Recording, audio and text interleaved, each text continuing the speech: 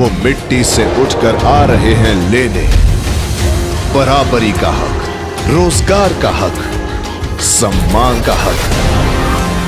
नमस्कार दोस्तों, मैं हूं आपका दोस्त राघवेंद्र सिंह और आज हम जिनसे बात करने वाले हैं वो कानपुर की जानी मानी शख्सियत श्री राजाराम पाल जी हैं। इनके बारे में कहा जाए 1996 से अपना राजनीतिक सफर शुरू किया, चुनाव जीते पहली बार, सांसद रहे 2 बार बिल्हौर से, अकबरपुर से। और जो बोलते हैं कि लहरों से डरकर नौका पार नहीं होती, कोशिश करने वालों की हार नहीं होती, इस कहावत को चरितार्थ किया हुआ है। राजाराम पाल जी, बहुत बहुत स्वागत है आपका। धन्यवाद। कैसी तैयारी चल रही, कैसे आप? मेरा मानना है कि किसी भी क्षेत्र में मुकाम हासिल करने के लिए कोई काम part time, short time, seasonal नहीं है। मुकाम हासिल करना है तो whole time, whole life, whole heart करो। दुनिया की कोई ताकत तुम्हें वहां पहुंचने से नहीं रोक सकती जितने प्रयास से कोई पहुंचा है। इसलिए हम तो 25-30 साल से चुनाव लड़ रहे हैं। हार जीत का कोई मतलब नहीं। हारने के दूसरे दिन बाद फिर जिस पब्लिक ने हमें सपोर्ट किया है, हाँ जी, उनके सुख दुख में खड़े होना, उनके मान सम्मान को बरकरार रखना, उनसे संपर्क और संबंध बनाए रखना, यही असली राजनीतिक व्यक्ति का काम है।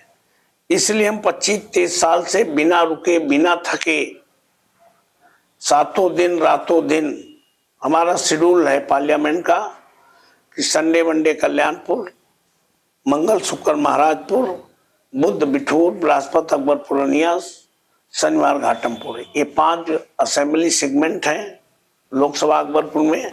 इनमें सातों दिन पब्लिक को हमारे घर आने की जरूरत नहीं है। वहीं उसी क्षेत्र में अगर वो मिलना चाहे तो मिल ले।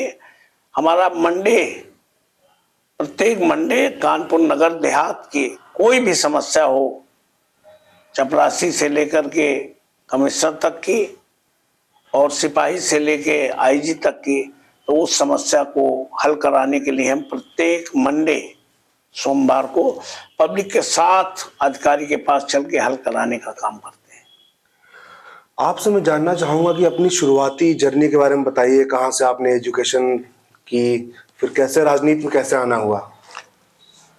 मैंने प्राइमरी एजुकेशन अपने गांव से, जूनियर हाई स्कूल अपने ब्लॉक पतारा से, नेहरू विद्यापीठ से, हाँ जी, इंटरमीडिएट गांधी विद्यापीठ घाटमपुर से, और ग्रेजुएशन आपकी डीबीएस कॉलेज कानपुर से, और law graduation DAV law college से।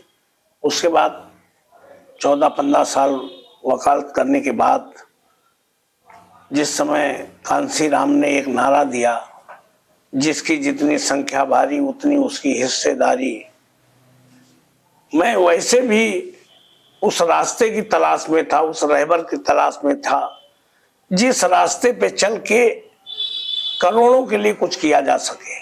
ये मेरी जिंदगी की ख्वाहिश थी वकालत करने के दौरान भी। तो मैंने उस समय के राजनीतिज्ञों से पूछा कि मैं भी राजनीति में आना चाहता हूँ, हाँ जी, लेकिन बताओ कि पूछो क्यों आना चाहते हो। तो हमने उनको यही बताया कि मैं उस रास्ते की तलाश में हूँ जिसपे करोड़ों के लिए कुछ किया जा सके। तो वो लोग तो कुछ नहीं बोल पाए। तो हमने कहा वो रास्ता चाहे राजनीतिक हो चाहे अराजनीतिक हो। तब मैंने शुरुआत की और 96 में घाटमपुर विधानसभा से एमएलए बन गया। 98 पार्लियामेंट लड़ा, 96 उससे पहले पार्लियामेंट लड़ा, 4 विधानसभा जीत के 1 से हार गया। फिर 98 पार्लियामेंट लड़ा, 4 विधानसभा फिर जीत कर 1 से हार गया। तब तक मैं घाटमपुर से एमएलए भी था। 99 चुनाव लड़ा, 2200 से हराया गया। 2004 में हमने बहुजन समाज पार्टी से पहली बार पार्लियामेंट पहुंचने का काम किया और पुनः 2009 में नामांकन के आखिरी दिन कांग्रेस पार्टी से टिकट लेकर मैं दोबारा पार्लियामेंट पहुंचने का काम किया। 2009 के बाद फिर 14 भी चुनाव लड़ा कांग्रेस से, 19 चुनाव लड़ा कांग्रेस से, और अब 2024 का चुनाव समाजवादी पार्टी से माननीय अखिलेश यादव जी के आशीर्वाद से लड़ने जा रहा हूं। आपने बहन जी के साथ काम किया, राहुल गांधी जी के साथ काम किया, अब आप अखिलेश जी के साथ काम कर रहे हैं। तीनों नेताओं में आप क्या अंतर महसूस करते हैं? बहुजन समाज पार्टी एक आंदोलन था जब मैं जुड़ा था। मानवर कांसीराम साहब उसके मसीहा थे। उन्होंने उन लोगों में स्वाभिमान सम्मान की भूख पैदा की, उन सूखे शरीरों में स्वाभिमान का संचार करने का काम किया जो कभी जिंदगी में सोच नहीं सकते थे। हवाई चप्पल वाले को भी एमपी का टिकट देकर, टिकट ही नहीं दिया, जिताने का भी काम किया। एमएलए को भी, हवाई चप्पल वाले को जिसके नामांकन के पैसे नहीं थे उसको भी अगर एमएलए बनाने का काम किया तो समाज को जोड़कर उन्होंने छोटी छोटी पत्तियों को, इस समाज के 6743 जातियों के छोटे छोटे समाजों को जोड़कर उन्होंने बहुजन बनाने का काम किया और वो सपना साकार करने का काम किया। तो बहन जी अच्छी हैं, उनका क्विक डिसीजन है। मानवर कांसीराम साहब के बाद कुछ चीजें बदली थी। हाँ जी। और बदलने का कारण है कि आज बहुजन समाज पार्टी उस स्थिति में नहीं है जिस स्थिति में पूरे देश में होना चाहिए। पहले था जिसकी जितनी संख्या भारी उसकी उतनी हिस्सेदारी। अब बहन जी का नारा है जिसकी जितनी तैयारी उसकी उतनी हिस्सेदारी। तैयारी में तो वो समाज जो गरीब है, कमजोर है, मजलूम है, उसकी उतनी तैयारी नहीं हो सकती जो आज जिस तरह से 21वीं सदी के भारत में आर्थिक दौड़ में शामिल होकर लोग टिकट पाने का काम करते हैं। तो इसलिए बहन जी के लिए जो उन्होंने कारण बहुजन समाज पार्टी बनने का था वो कारण खत्म कर दिया, इसलिए उनकी हालत खराब हो गई। वैसे नेता बहुत अच्छी हैं, इसमें दो राय नहीं। हमने राहुल गांधी के साथ काम किया।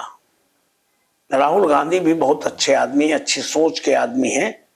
विजन उनका बहुत बड़ा है, लेकिन मेरा एक ही मानना है कि ये देश 545 एमपी का देश नहीं है। ये देश 140 करोड़ जनता का देश है। हाँ जी। अगर 545 एमपी देश को बनाने में लगे और 140 लोग बिगाड़ने में लगे तो कभी देश बन नहीं सकता है। यही हालत कांग्रेस की रही, तो उसमें सब गांधी परिवार की रॉयल्टी खाना चाहते हैं कि राहुल गांधी काम करें, राहुल गांधी पैसा खर्च करें, राहुल गांधी क्षेत्र में जाएं, राहुल गांधी हवा बनाएं और हम बैठे बैठे एमपी एमएलए का टिकट इसलिए पा जाएं कि हमारे पिता कांग्रेसी थे, हमारे बाबा कांग्रेसी थे, हम फ्रीडम फाइटर थे। लेकिन उन्होंने जमीन में जाने का काम नहीं किया। तो अकेला चना भाड़ नहीं फोड़ सकता, वो कहावत कांग्रेस में चर्चात हुई है। जहां तक हमारे माननीय अखिलेश यादव का प्रश्न है, उनके पिता ने खेत से, पगडंडी से चलकर, पैदल चलकर, साइकिल चलकर, टूटी जीप से चलकर उन्होंने ये मुकाम हासिल करने का काम किया था और लोहिया का समाजवाद उत्तर प्रदेश जैसे प्रदेश में स्थापित करने का काम किया था। उनके न रहने के बाद माननीय अखिलेश यादव ने बखूबी उस कमान को संभालने का काम किया है और आज वो जिस तरह से उत्तर प्रदेश में माननीय योगी की सरकार को फेस करने का काम कर रहे हैं, हमें लगता है उत्तर प्रदेश में दूसरा कोई नेता और दूसरा कोई संगठन आज की तारीख में दिखाई नहीं पड़ रहा है। और यही कारण है कि कांग्रेस से गठबंधन के बाद जनहित में कांग्रेस से गठबंधन करने के लिए उन्होंने बड़ा दिल करके कांग्रेस से गठबंधन करके आदरणीय मोदी जी का रथ उत्तर प्रदेश से रोकने का जो प्रयास कर रहे हैं, निश्चित तौर पर वो अपने मकसद पर सफल होंगे, ऐसी हमें उम्मीद है। युवा नेता हैं, शिक्षित हैं, समझ है और समाज में कुछ कर गुजरने की इच्छा है। इसलिए निश्चित तौर पर अखिलेश यादव जी आज की तारीख में जो 21वीं सदी का भारत है उस राजनीति में हमें बेहतर नजर आते हैं। और जो जोड़ी है, हाँ जी, राहुल गांधी और अखिलेश जी की, ये जोड़ी निश्चित तौर पर 2024 के चुनाव में बड़ा कमाल दिखाने का काम करेगी। रिजल्ट चौंकाने वाले होंगे, ऐसे हमें पूरी उम्मीद है। 2024 के चुनाव में क्या मुद्दे होंगे? देखिए, जहां तक सवाल है 2024 के चुनाव के मुद्दों का सवाल है, हम तो पब्लिक से एक ही बात पूछते हैं कि इस देश में गुजरात से चलकर कई बार मुख्यमंत्री रहे, माननीय आज की तारीख में प्रधानमंत्री भारत में आए थे और उन्होंने कहा था कि हम गुजरात मॉडल बना देंगे देश को।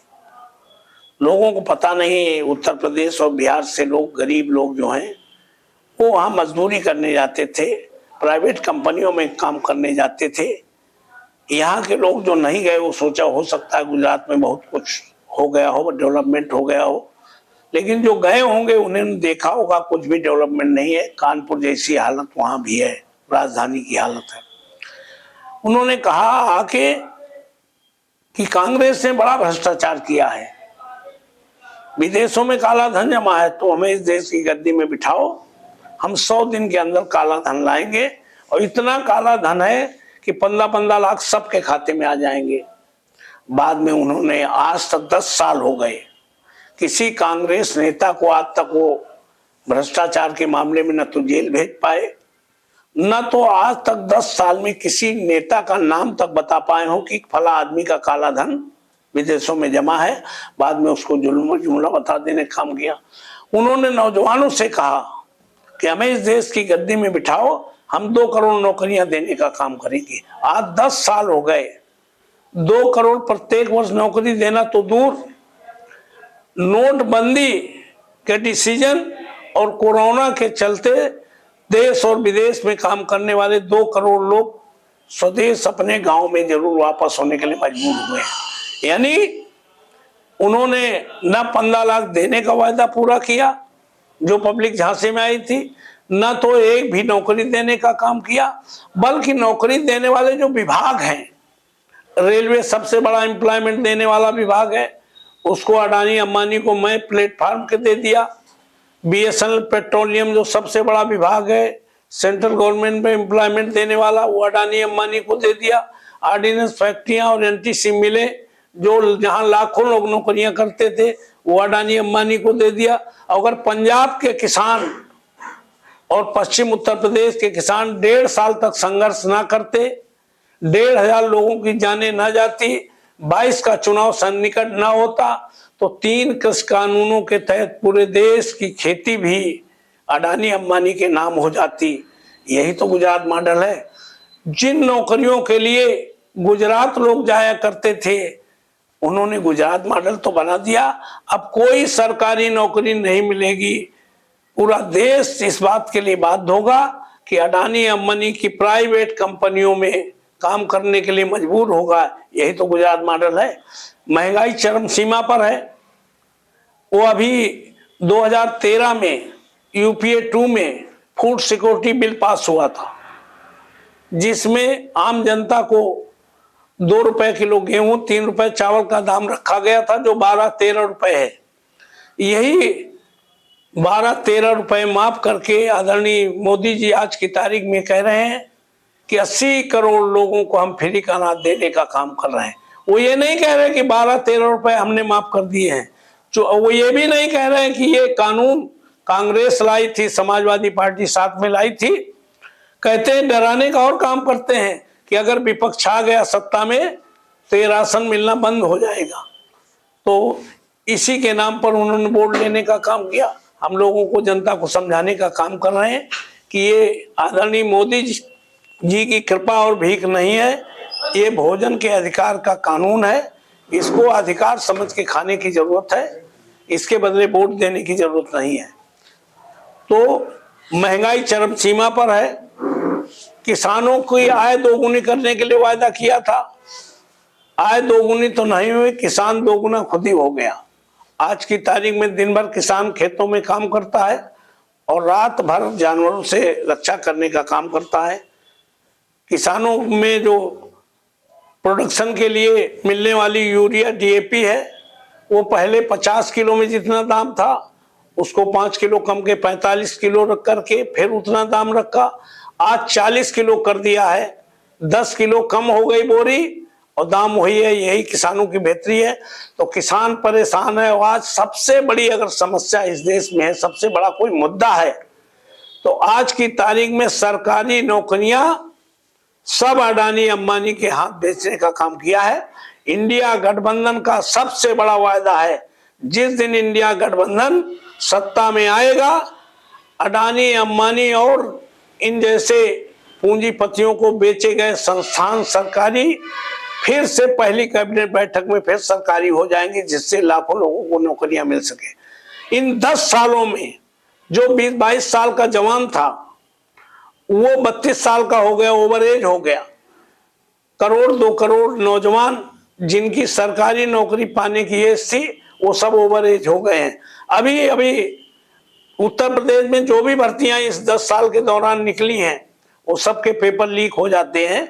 ये आम पब्लिक समझ रही है कि ये नौकरी देना नहीं चाहते, ये तो पब्लिक का पैसा अपने खजाने में जमा करना चाहते हैं। अभी पुलिस भर्ती हुई, इसका अंदाजा लगा सकते हैं बेरोजगारी का कि 60,000 भर्तियां निकली, 60 लाख आवेदन आए। प्रति आवेदन अगर 1,000 रुपए लगा लो तो कितना पैसा होता है। पहले से लोगों को पता था कि ये चुनाव से पहले कोई भर्ती होने वाली नहीं है, पेपर लीक होगा, वही हुआ। आज की तारीख में इन्होंने भर्तियां तो इसलिए नहीं की कि अगर 60,000 लोग पाएंगे तो 60,000 में भी लोग सपा और कांग्रेस और बसपा को भी जाएगा वोट, तो 60,000 में ज्यादा से ज्यादा 10-20,000 हमें वोट मिल पाएगा। अगर भर्ती रद्द कर देंगे तो 60 लाख लोग इस आशा में वोट हमें देंगे कि अगर मोदी सरकार आएगी तो ये हम लोगों को नौकरियां मिलेंगी। इसलिए इनकी नीति, इनकी नियत, इनकी नैतिकता में बहुत अंतर है। हमें लगता है कि इनके झूठे वायदे में अब उत्तर प्रदेश की और देश की पब्लिक आने वाली नहीं है। समाजवादी पार्टी की जो पहली सूची जारी हुई थी उसमें आपका नाम था, जो 17 कैंडिडेट्स थे। अखिलेश यादव जी ने बहुत ज्यादा भरोसा दिखाया है आपके लिए, उसके बारे में क्या कहना चाहेंगे? हम तो इतना ही कहना चाहेंगे कि आदरणीय अखिलेश यादव ने जिस भरोसे के साथ हमें पहली लिस्ट में हमारा नाम घोषित करने का काम किया है, हम निश्चित तौर पर अकबरपुर रनिया से हम बसपा से भी जीत चुके हैं, अकबरपुर रनिया से हम 15 दिन में कांग्रेस से जीत चुके हैं, और हमें पूरा भरोसा है कि जो उन्होंने भरोसा दिखाया है हम पहली बार समाजवादी पार्टी के खाते में अकबरपुर की सीट डालने का काम करेंगे। पिछले 10 साल से भाजपा के सांसद हैं वहां पे, उनके कार्यकाल को आप कैसे देखते हैं? कुछ विकास हुआ है कि नहीं हुआ है? ऐसा है, ये मैं नहीं कहता, पूरे क्षेत्र की पब्लिक कहेगी कि उन्होंने पहला वायदा जो किया था कि 12 टोल में टोल टैक्स माफ कराने का वायदा किया था, मैं उससे पहले प्रयास कर चुका था। जब उन्होंने वायदा किया था कि हम राजनीति छोड़ देंगे, हम ये कर देंगे, वो कर देंगे, मुझे पता था कि ये कभी नहीं कर पाएंगे, तो वो तो किया नहीं। बाकी 10 साल में जो 5 करोड़ रुपया प्रत्येक वर्ष निधि मिलती है वो कहाँ गई, ये आम पब्लिक पूरे क्षेत्र में खोजती है कि कहाँ पर उनका पत्थर लगा है। उन्होंने सेंट्रल गवर्नमेंट से कोई काम करने का काम नहीं किया है।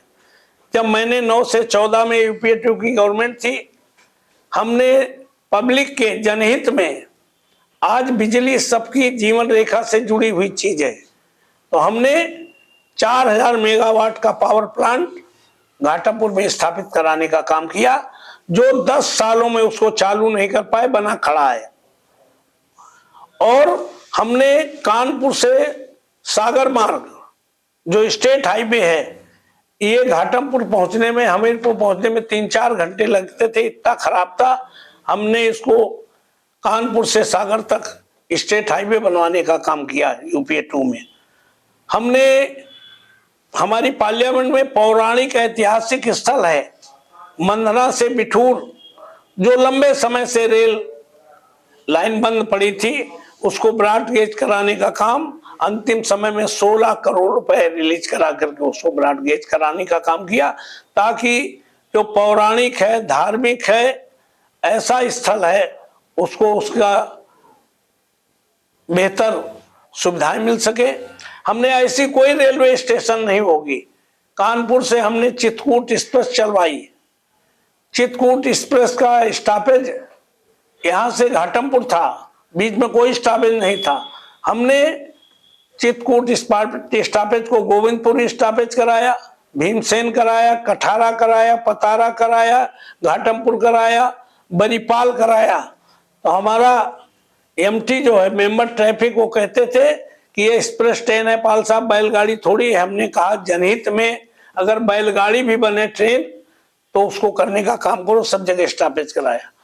हमने इंटरसिटी जो सरसौल से कानपुर से जाती है इलाहाबाद के लिए, उससे लोग हाई कोर्ट में पैरवी करने वाले लोग, नौकरी करने वाले लोग, कोई स्टॉपेज नहीं था। हमने सरसौल में इंटरसिटी का स्टॉपेज कराने का काम किया। हम लोग जो भी हो सकता था, उसी दौरान फूड सिक्योरिटी बिल पास हुआ। हमने जहां जहां जरूरत थी गरीबों के यहाँ, मजलूमों के यहाँ, हमने प्रत्येक धार्मिक स्थल पर सोलर लाइट देने का काम किया, चाहे मंदिर हो, मस्जिद हो, चर्च हो, गुरुद्वारा हो। ऐसा कोई जगह नहीं, वो स्थल होगा धार्मिक स्थल जहां पर हमने सोलर लाइट, उस समय हैंडपंप चलते थे, हैंडपंपों का हमने जगह जगह पर धार्मिक स्थलों पर और सार्वजनिक स्थलों पर हमने पेयजल की व्यवस्था को बेहतर करने का काम किया। उसी दौरान हमारे 9 से 14 के टाइम में भी एक गांव भारत का, एक गांव हमारी पार्लियामेंट का नहीं है जो बिजली से प्रधानमंत्री राजीव गांधी विद्युत योजना से न जोड़ा गया हो। हमारे पास तो गिनाने के लिए बहुत सारे काम है। और सबसे बड़ी बात तो है कि मौजूदा सांसद विकास तो कराया ही नहीं, पब्लिक से मिला भी नहीं, क्योंकि उनको केवल मोदी की गारंटी थी। यहाँ हमें मेरी पब्लिक को गारंटी है, मेरे नेता की गारंटी है। और हमारे नेता ने, चाहे वो कांग्रेस पार्टी रही हो, उन्होंने किसानों की बेहतरी के लिए 76,000 करोड़ कर्जा माफ करने का काम किया था। हमारे नेता माननीय अखिलेश यादव ने पढ़ाई और दवाई मुफ्त करने का काम किया था, लैपटॉप बांटने का काम किया था, किसानों की बिजली माफ करने का काम किया था। लेकिन मौजूदा सांसद और मौजूदा नेता तो कुछ भी ऐसा नहीं बता सकते, सिवाय मीडिया प्रबंधन के कोई ऐसा काम नहीं बता सकते। अगर कराया भी होगा तो कांग्रेस के कराए हुए कामों में अपना लेबल लगाकर उसका उद्घाटन करने का काम कर सके। मेट्रो कानपुर में चल रही है, वो समाजवादी पार्टी के टाइम की है। 2024 के चुनाव में अकबरपुर में आप क्या चुनौती मानते हैं? आप किसको चुनौती मानते हैं अपने लिए? देखिए, मैं पहले भी कह चुका हूं, फिर कह रहा हूं कि अकबरपुर में आदरणीय भोले जी चुनाव नहीं लड़ रहे हैं। यहाँ आदरणीय मोदी जी चुनाव लड़ेंगे। और मोदी जी ने जो वायदा किया था पब्लिक के बीच में, वो सारे के सारी उनकी गारंटी फेल हो गई है। इसलिए इस बार मोदी जी की गारंटी, वो जुमले खत्म हो गए हैं, गारंटी आ गई है, उस गारंटी में कोई फंसने वाले नहीं है। और हमें पूरा भरोसा है कि पब्लिक की जनता अब पोल जान चुकी है। पब्लिक अब का नौजवान अब ये समझ चुका है कि अगर हमें सरकारी नौकरी पानी है, अग्निवीर नहीं बनना है, तो हमें एनडीए को हराकर इंडिया गठबंधन को जिताने का काम करना है। आज की राजनीति धन बल, बाहुबल की राजनीति है। आप इतने बार से सांसद रहे हैं, विधायक रहे हैं, उसके बावजूद आप इतना सामान्य जीवन जी रहे हैं, इसको कैसे देखते हैं? हमें लगता है कि हम पब्लिक के प्रति जवाबदेह हैं। हमारे क्षेत्र की पब्लिक गरीब है, कमजोर है, मजलूम है, हर तरह का वोटर है। उसके बीच में जब उसका सहयोग पाकर के हम नेता बनते हैं, तो उसके बीच में सामान्य रहकर ही उन्हें पसंद आता है कि हमारा नेता हमारा जैसा है, हमारे बीच का है, उससे जब चाहें तब मिल सकते हैं, उससे बात कर सकते हैं, अपने विकास के लिए उससे शिकायत कर सकते हैं। हमें लगता है ऐसी पब्लिक पसंद करने का काम करती है। इसलिए हम लोग सामान्य जीवन जी रहे हैं और सामान्य रहना भी चाहते हैं। क्योंकि मैं तो ये कहता हूं कि मैं एमपी, एमएलए, मिनिस्टर बनने से पहले आदमी रहना चाहता हूं। और अगर आदमी को पहचानेंगे पब्लिक, तो निश्चित तौर पर भाजपा और मोदी को रिजेक्ट करके अकबरपुर में इंडिया गठबंधन के प्रत्याशी राजा रामपाल को की साइकिल तेजी से दौड़ाने का काम करेगी। आपको कितनी उम्मीद है कि जो वर्तमान सांसद हैं भोले जी, उनकी उदासीनता का लाभ आपको मिलने वाला है? क्योंकि वो घर से नहीं निकले, ऐसे आरोप वहां की जनता लगा रही है। हमने पहले कहा कि भोले जी तो चुनाव लड़ेंगे नहीं, भोले जी अगर लड़े तो 5,000 वोट न पाए क्षेत्र में। हमसे कोई व्यक्ति चुनाव नहीं लड़ सकता है, हमसे तो पार्टी, भारतीय जनता पार्टी, मोदी सरकार है, वो लड़ेगी। और हमें पूरा भरोसा है कि जब जब पब्लिक हमारे पक्ष में आई है, तो 2004 में जब हम चुनाव जीते थे, तो भी भाजपा की कांग्रेस की गवर्नमेंट थी और उत्तर प्रदेश में समाजवादी पार्टी की गवर्नमेंट थी, तब भी हम चुनाव जीते थे। 2009 में भारतीय जनता पार्टी की, कांग्रेस बहुजन समाज पार्टी की उत्तर प्रदेश में सरकार थी, केंद्र में कांग्रेस की सरकार थी, तब भी हमने चुनाव जीतने का काम किया है। अब तक की जो मेरी सफलता है, चाहे एमएलए बना हो चाहे एमपी बना हो, हरदम सत्ता के खिलाफ पब्लिक ने जब मन बनाया है तो हमने चुनाव जीता है।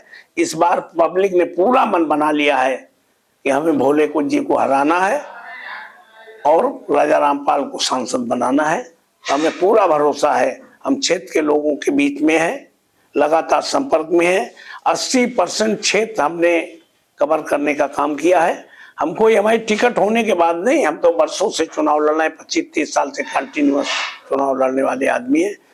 तो हमें पूरी उम्मीद है कि इस बार निश्चित तौर पर अगर इस नौजवानों को सरकारी नौकरियां पानी होंगी, किसानों को अपनी बेहतरी का ख्याल होगा, तो वो इंडिया गठबंधन में दोनों चीजें दिखती नजर आएंगी।